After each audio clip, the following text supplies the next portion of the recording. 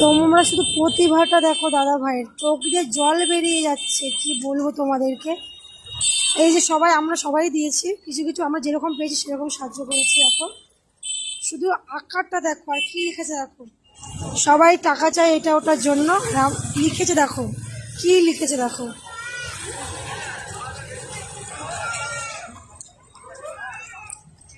প্রতিভাটা দেখো।